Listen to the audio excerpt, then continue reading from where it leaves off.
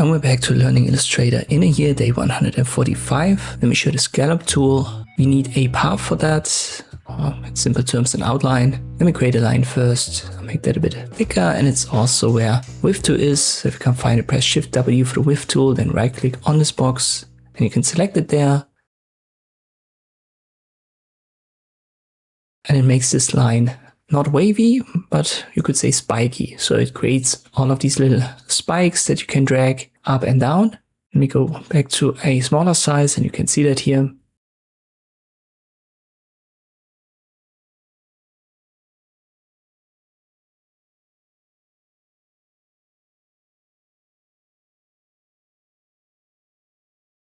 We'll do it on, let me pick an ellipse.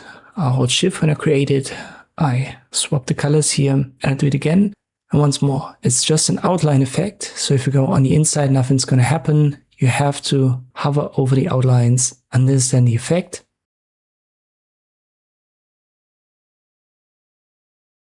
Let me press Ctrl Z so that we have our circle back. As always, you can double click on the tool to open its menu. You can adjust width and height and the intensity. There are also specific scallop options for complexity and detail, which then adjust the depth of these spikes. And let me show you something different. We make our brush bigger. I do that by holding Alt and then I left click, drag to left, right, up and down.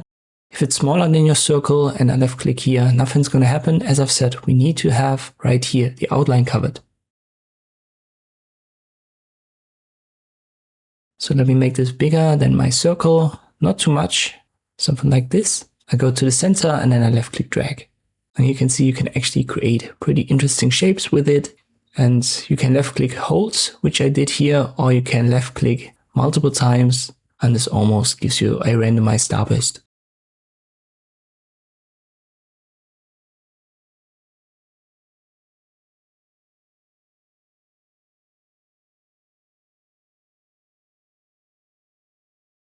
And this is how you can use the Scallop tool in Illustrator. I hope this video was helpful. Thank you for watching and I'll see you next time.